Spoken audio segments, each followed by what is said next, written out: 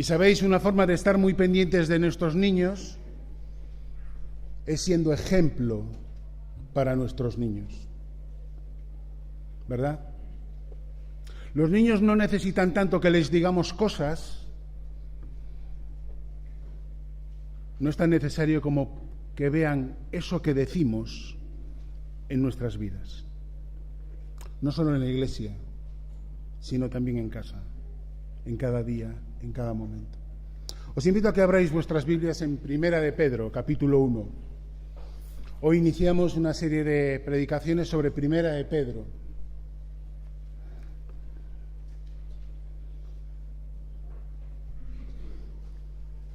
Una epístola que nos habla del estilo de vida del creyente y cómo ese estilo de vida tiene que ser patente en cada culto. No, ¿verdad? Tiene que ser patente en cada minuto de nuestra vida.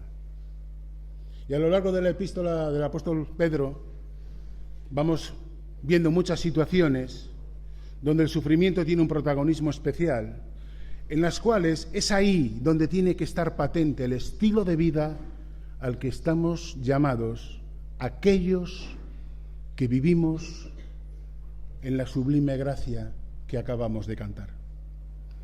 Primera de Pedro, capítulo 1 y versículo 1. Pedro, apóstol de Jesucristo, a los expatriados de la dispersión en el Ponto, Galacia, Capadocia, Asia y Bitinia, elegidos según la presciencia de Dios Padre en santificación del Espíritu, para obedecer y ser rociados con la sangre de Cristo. Gracia y paz os sean multiplicadas. Bendito el Dios y Padre de nuestro Señor Jesucristo, que según su grande misericordia nos hizo renacer para una esperanza viva, por la resurrección de Jesucristo de los muertos, para una herencia incorruptible, incontaminada e inmarcesible, reservada en los cielos para vosotros, que sois guardados por el poder de Dios mediante la fe, para alcanzar la salvación que está preparada para ser manifestada en el día postrero, en lo cual vosotros os alegráis, aunque ahora por un poco de tiempo, si es necesario, tengáis que ser afligidos en diversas pruebas, para que sometida a prueba vuestra fe, mucho más preciosa que el oro, el cual, aunque perecedero, se prueba con fuego, sea hallada en alabanza, gloria y honra cuando sea manifestado Jesucristo, a quien amáis sin haberle visto, en quien creyendo, aunque ahora no lo veáis, os alegráis con gozo inefable y glorioso, obteniendo el fin de vuestra fe, que es la salvación de vuestras almas. Los profetas que profetizaron de la gracia destinada a vosotros inquirieron y diligentemente indagaron acerca de esta salvación, escudriñando qué persona y qué tiempo indicaba el Espíritu de Cristo que estaba en ellos, el cual anunciaba de antemano los sufrimientos de Cristo y las glorias que vendrían tras ellas. A esto se les reveló que no para sí mismos, sino para nosotros, administraban las cosas que ahora son anunciadas por los que os han predicado el Evangelio por el Espíritu Santo, enviado del cielo, cosas en las cuales anhelan mirar los ángeles. Esta epístola fue escrita en los últimos años de la vida del apóstol Pedro, en un momento en el que ya no nos encontramos con ese Pedro impulsivo, ese Pedro de carácter que vemos durante el ministerio del Señor Jesús en la tierra, sino que nos encontramos con un Pedro lleno del Espíritu Santo, transformado por el Espíritu Santo, y también con el bagaje de la experiencia que solo el paso de los años a veces nos puede dar. Él ya había experimentado situaciones de sufrimiento debidas al compromiso con Cristo y al compromiso del Evangelio. Él ya había experimentado también situaciones difíciles como consecuencia directa de sus errores, de sus equivocaciones y de su pecado. Y había tenido que pasar por el sufrimiento y por las situaciones que esto también provoca en nuestras vidas. Pero todo esto había servido para fortalecer la fe de Pedro. Todo esto había servido para que él pudiera entender su debilidad y la necesidad de una completa dependencia de Dios. Porque, ¿sabes? tenemos que aprender a depender de Dios al 100%. Dios no es un complemento en nuestras vidas. Dios es el todo en nuestras vidas. Y uno de los grandes errores que cometemos como creyentes es que Dios supla lo que me falta, porque el resto ya lo proporciono yo. Pero ese no es el llamado de la Escritura. El llamado de la Escritura es que yo dependo de mi Señor completamente y al 100%. Y Pedro escribe esta epístola en un momento de especial persecución para los creyentes. Una persecución que se había iniciado ya en el asesinato de Esteban, y ahí el libro de los Hechos nos narra cómo hubo una gran dispersión de la iglesia de Jerusalén, pero también un momento de persecución durante el gobierno de Nerón como emperador, echando a los cristianos la culpa de todos los males del imperio e iniciando una persecución en Roma y en sus provincias. Así que esta es una epístola para reafirmar el estilo de vida del creyente que vive descansando en la gracia de Dios. Y cómo este nuevo estilo de vida actúa en todas las áreas de nuestra vida y de una forma especial cuando sufrimos. Se puede dar el caso, y así nos lo dice Hebreos, que Dios te haya colocado en su gracia cuando aceptas a Cristo Jesús como tu Salvador personal, pero sin embargo no estés disfrutando de los beneficios que aporta vivir en la gracia de Dios. Así que a través de esta epístola nos vaya a ayudar a corregir esto. Mirad, Pedro no anima como el que consuela con palabras amables y dando palmaditas en la espalda al que está sufriendo. Y estaréis conmigo que nosotros muchas veces utilizamos este tipo de consuelo. Pedro anima al que está sufriendo diciéndole: sé que lo estás pasando mal, sé que estás sufriendo, pero por favor, date cuenta de quién eres ahora. Sé consciente de quién es el que está sosteniéndote en cada momento. Sé consciente de lo mucho que ya ha hecho por ti y de lo mucho que hará por ti. Y sabes, esto nos tiene que animar. Esto tiene que hacer que nuestro punto de vista cambie. Sé consciente de quién eres ahora, a pesar de las circunstancias que te tocan vivir. Y como consecuencia de eso, como consecuencia de ser consciente de quién soy para Dios y de quién soy en Dios y en Cristo, y del lugar donde Él me ha colocado en su gracia, entonces levanto mi cabeza del suelo y vivo como lo que el Señor me ha convertido y en lo que el Señor me ha transformado. Esto lo vemos en el capítulo 5, donde hay un versículo que actúa a modo de propósito del libro. Dice el capítulo 5 y versículo 12: por conducto de Silvano, a quien tengo por hermano fiel, os he escrito brevemente. Es una epístola cortita. Os he escrito brevemente, amonestándoos, es decir, para, que te estás equivocando, recapacita y mira dónde estás, y testificando, no como el que da un sermón o el que da una conferencia, sino él es el testimonio de lo que Dios ha hecho en su vida, lo ha probado en su vida, lo ha comprobado y se lo quiere comunicar a otros, testificando que esta es la verdadera gracia de Dios, a la que si os esforzáis podéis llegar. No dice eso la Escritura. Dice: esta es la verdadera gracia de Dios, en la cual estáis. Por eso os decía al principio, cuídate de no estar en la gracia de Dios, pero no estar disfrutando de la gracia de Dios. Así que, hermanos, cuando somos conscientes de verdad en qué posición tan elevada Dios me ha colocado, no por mis méritos, sino por su gracia, os puedo garantizar que esto lo cambia todo frente a cualquier circunstancia que vivimos en este mundo. Pero quiero que veamos algo importante. El versículo 1 dice: a los expatriados de la dispersión en el Ponto, Galacia, Capadocia, Asia y Bitinia. Para uno, los destinatarios son gentiles que están dispersos por la zona de Turquía. Para otros son judíos que están dispersos también por esa zona. Pero realmente lo importante de esto es que son personas que lo están pasando mal. Son personas que están sufriendo persecución, poniendo en riesgo su vida, la de sus hijos, las de sus familias. Gente que está perdiendo trabajo, que está dejando atrás posesiones y que han tenido que marcharse de donde vivían. Dice a los expatriados.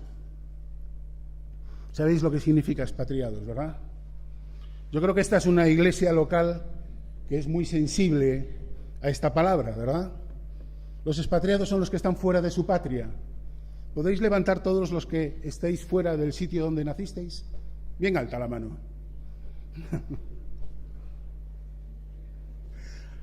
Somos una iglesia sensible, ¿verdad?, a los expatriados y a lo que eso implica, estar fuera de tu casa, de tu familia. Cuando llegan los momentos de dificultad, uno no va a la acera de enfrente o al otro barrio para ir a casa de mamá o de papá, porque a lo mejor está a miles de kilómetros de su familia. Y eso genera sufrimiento. Eso genera dificultad en nuestras vidas, lo sabéis perfectamente. Pero, ¿sabes? Todos los que estamos aquí, todos, solo habéis levantado la mano algunos, pero todos, absolutamente todos, somos expatriados. Dice Filipenses 3 que nuestra ciudadanía, ¿dónde está? En los cielos. ¿Lo crees? ¿O crees que es una frase amable que dice la Biblia, que queda fenomenal?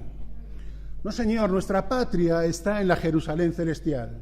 De tal forma que el tiempo que estamos viviendo en esta tierra, desarrollándonos, cuidando de nuestros hijos, cumpliendo con el mandato del Señor de id y predicad, son actividades y son labores que estamos haciendo como expatriados, como personas que están de paso por esta vida. Y como hemos hablado antes de esperanza, Benny nos lo decía en la introducción, con la esperanza viva de que Jesús ha prometido, que ha ido a preparar lugar, para que donde yo estoy, vosotros también estéis.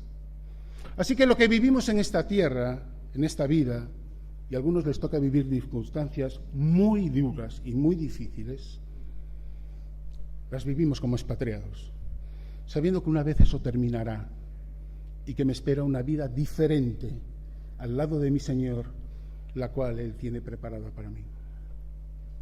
Nuestra ciudadanía está en los cielos y a veces no vivimos como si esto fuera una realidad, ¿verdad? Y nos acompaña como una sensación de desespero y de fracaso porque vemos que la vida que habíamos soñado no es precisamente la que se está cumpliendo. Y alguno puede pensar, yo no esperaba enfermarme, yo no esperaba morirme tan pronto, yo no esperaba divorciarme, yo no esperaba ver cómo mis hijos terminaban en la droga. Y podíamos seguir y seguir y seguir y seguir diciendo cosas que no esperábamos y que no deseábamos. Pero, queridos hermanos, lo que el Señor permite en nuestras vidas, Él lo convierte para bien.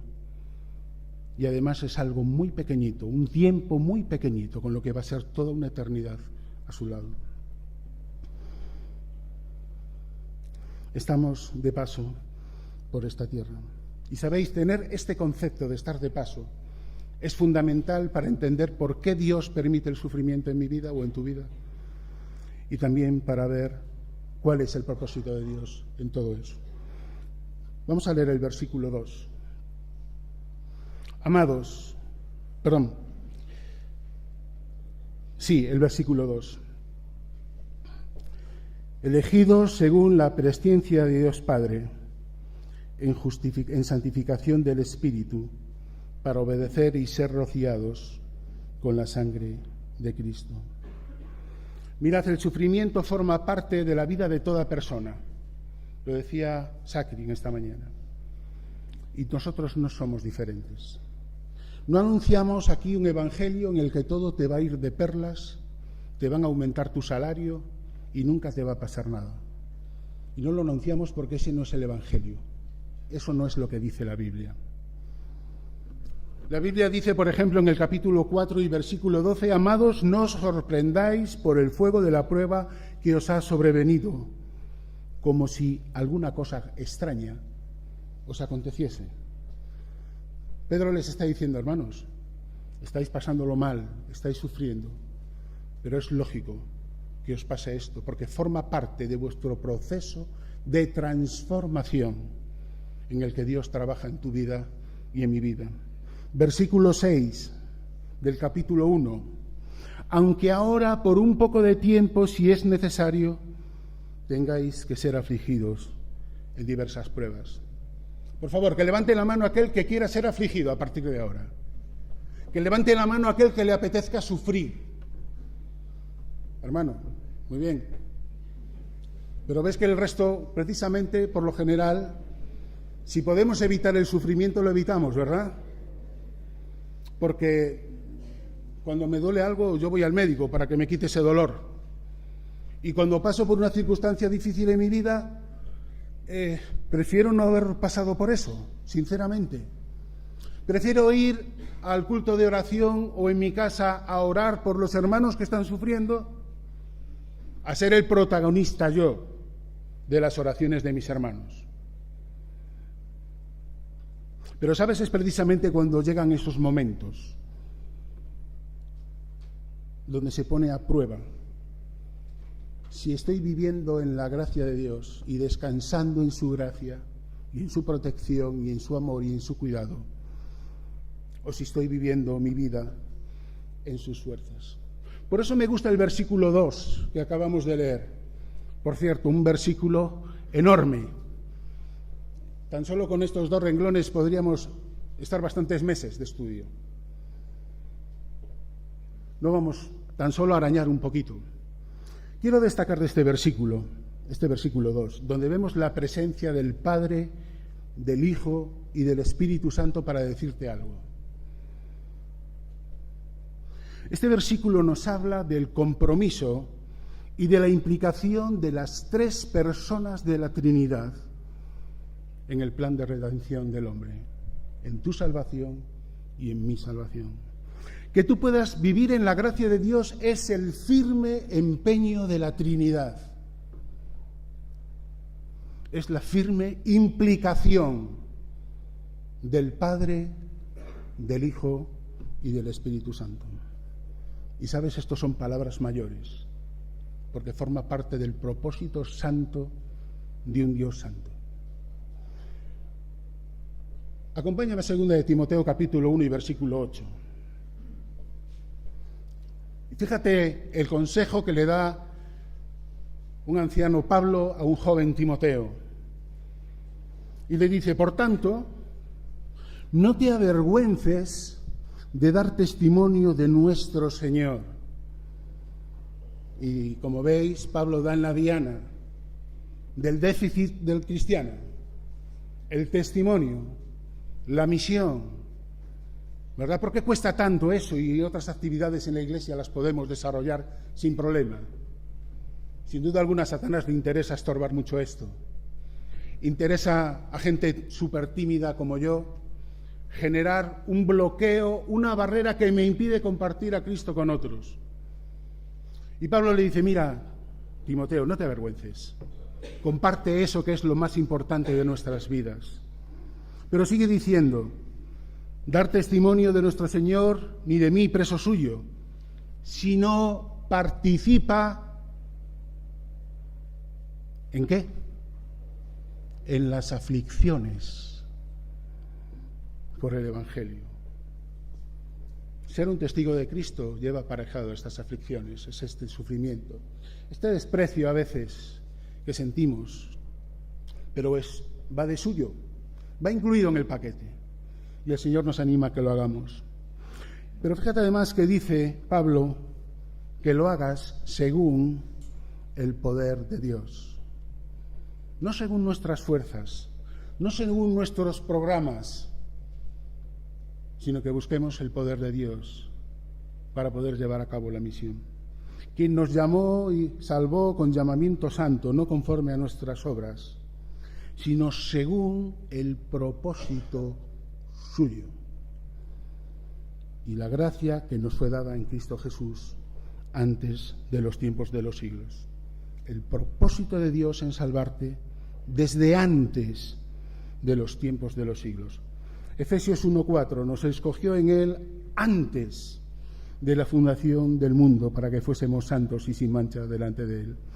El Dios de amor infinito, el Dios de toda misericordia y de toda gracia, prepara el plan de salvación para un hombre que todavía no ha creado, antes de la fundación del mundo.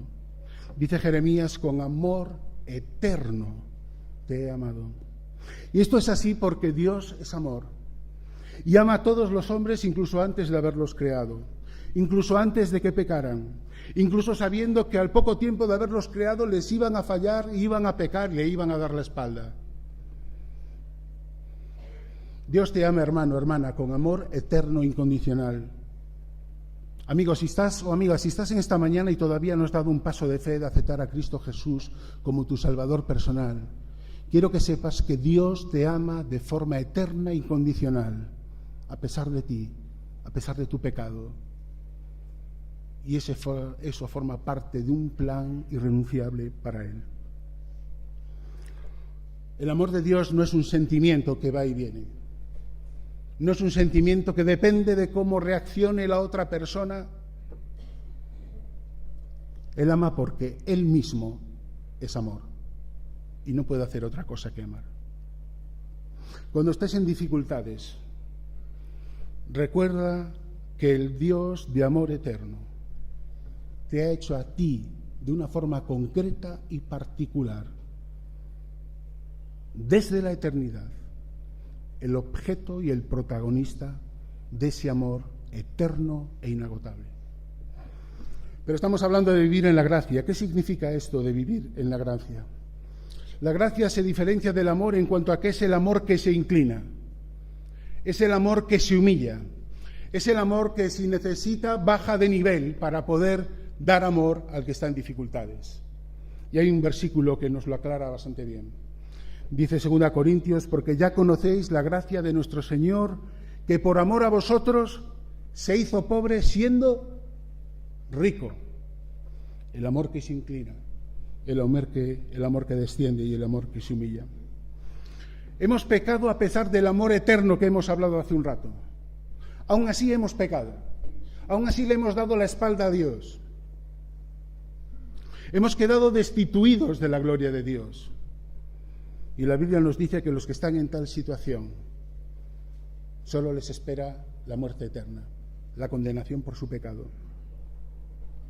Sobre nosotros pesaba esa condena, sin Dios y sin esperanza en el mundo. Y sabes, lo peor es que el pecado produce tal ceguera que provoca que ni siquiera el hombre tenga la oportunidad de darse la vuelta y volver a Dios.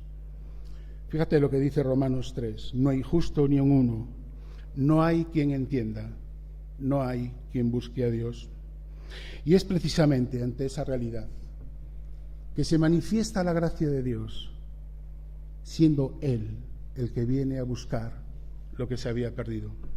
Mirad, el concepto de la gracia no es algo que aparece con el nacimiento de la Iglesia, o con el nacimiento o con la venida de Cristo al mundo, en su primera venida. El concepto de la gracia es un concepto eterno que se puso de manifiesto en el hombre con el primer pecador de la humanidad. Si leéis en Génesis 3, cuando Adán y Eva han pecado, nos dice la Escritura que después de que pecaron, oyeron que Dios se paseaba por el huerto. ¿Y sabes lo que dice la Biblia? Que cuando oyeron la presencia de Dios, no fueron corriendo a Él pidiendo perdón y misericordia. Nos dice la Escritura que se escondieron. Un hombre sin esperanza, sin solución para un problema que solo puede resolver Dios, sin siquiera la posibilidad de acudir a Él. También nos dice Génesis 3 que cuando ellos se escondieron, Dios se presentó y les dijo: ¿dónde estás tú? El Dios de toda gracia, que viene a buscar lo que se había perdido, que viene a rescatar con un amor eterno, con un plan de salvación diseñado desde antes de la fundación del mundo. Primera de Pedro, versículo 2, dice: para ser rociados con la sangre de Cristo. Y cuando a través del sacrificio de Cristo en la cruz, a través de la fe, tú aceptas lo que Dios ha hecho por ti, y tú aceptas ese regalo de gracia y de salvación, entonces Dios hace algo maravilloso. Y es que te coge a ti, alguien imperfecto, un pecador, y te incrusta en la roca que es Cristo. Y sabes, cada vez que el Padre te mira a ti y cada vez que el Padre se fija en mí, nos está viendo a la luz de Cristo. Porque yo sigo siendo un pecador. Yo sigo pecando.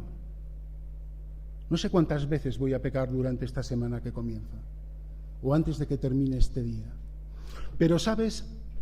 Al haber sido colocado en esa posición en Cristo Jesús, en la roca que es Cristo, la sangre de Cristo me limpia de todo pecado pasado, presente y futuro. Dice Colosenses capítulo 2 que en Él habita corporalmente toda la plenitud de la deidad y vosotros estáis, ¿cómo? Completos.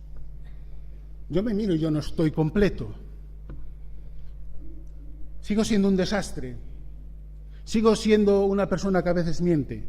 Sigo siendo una persona que a veces hiere a quien más quiere. Sigo siendo una persona que a veces coge el atajo, el camino fácil. Pero cuando el Padre me mira a la luz de Cristo y a través de Cristo, Él me declara completo en Él.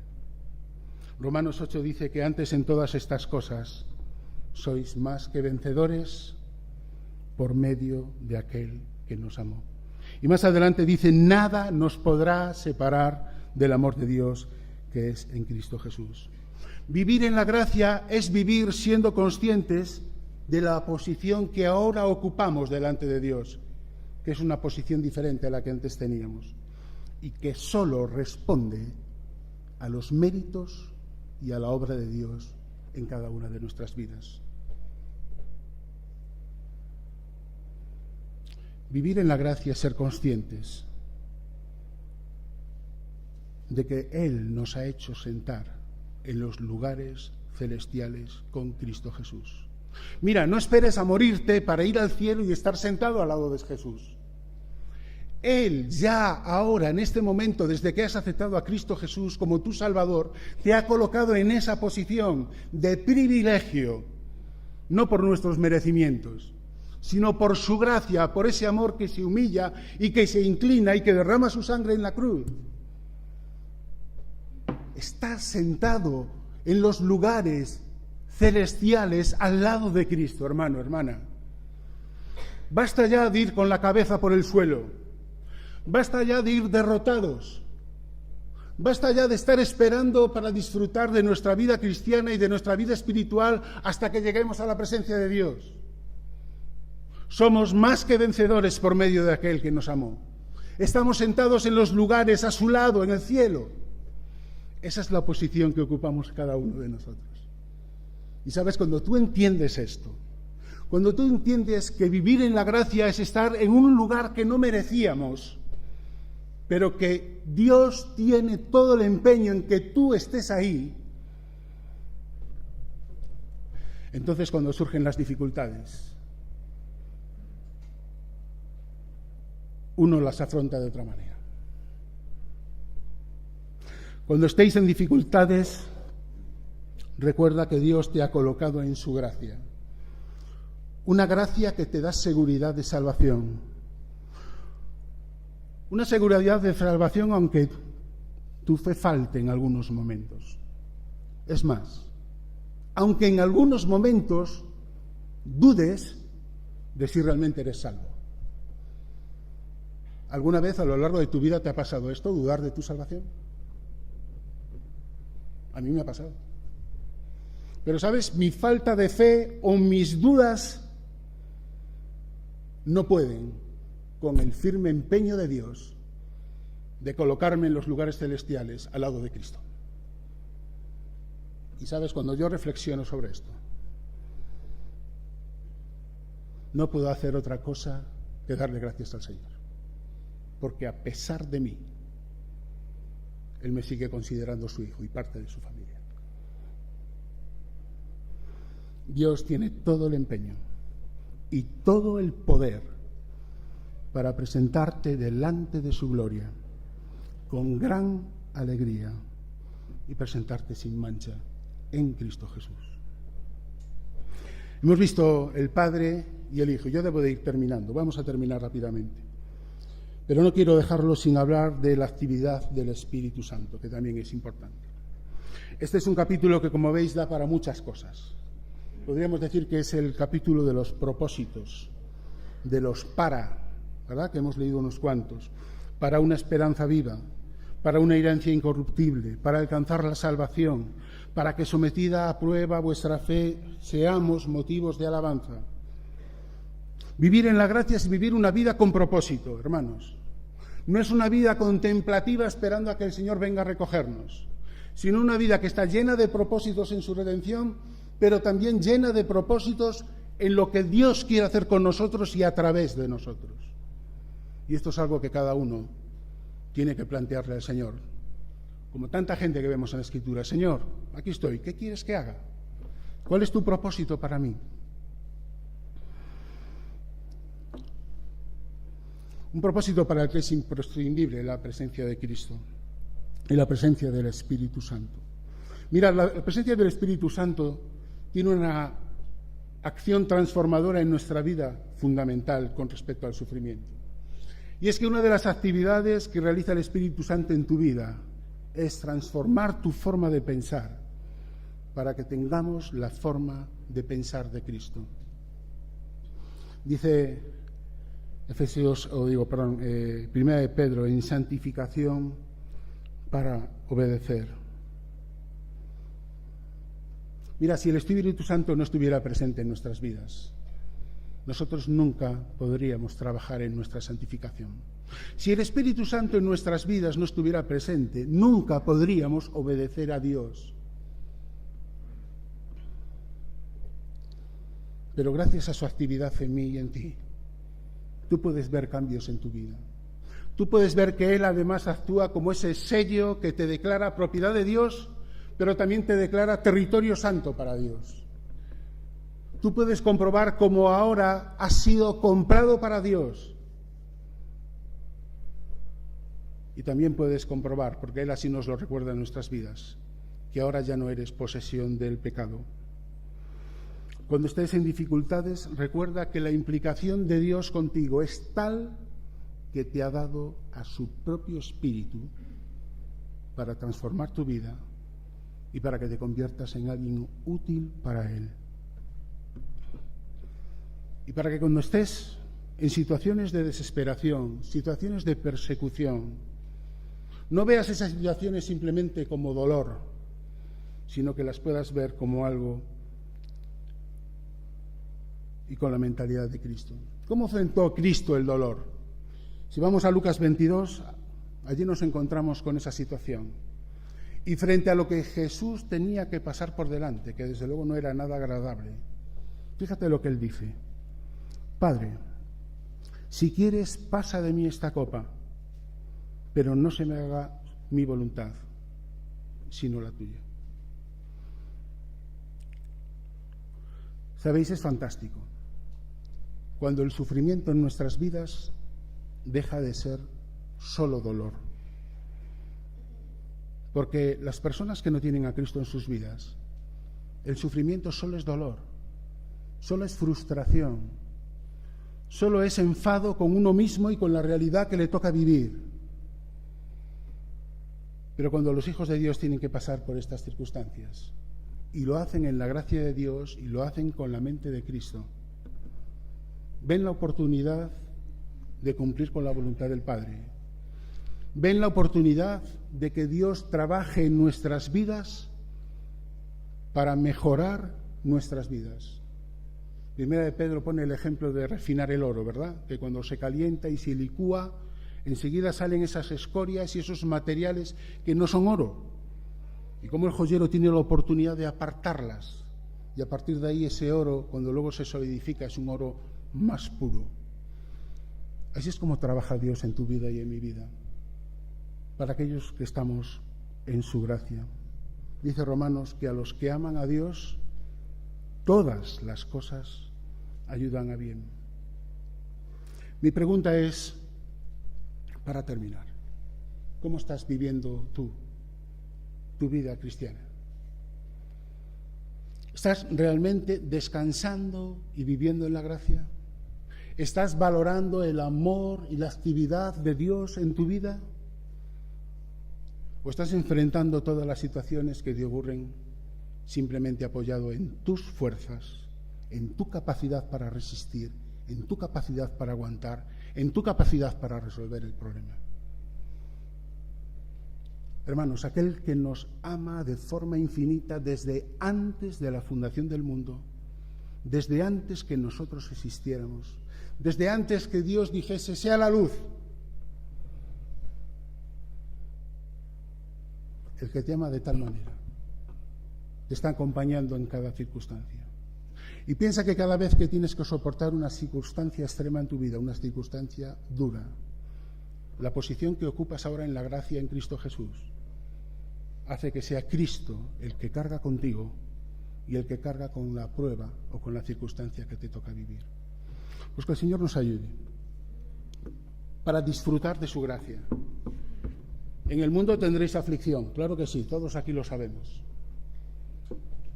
Pero confiad, yo he vencido al mundo. Confiad, entrégate a mí, descansa en mí. Disfruta de la gracia, de ese amor incondicional por ti, ese amor eterno.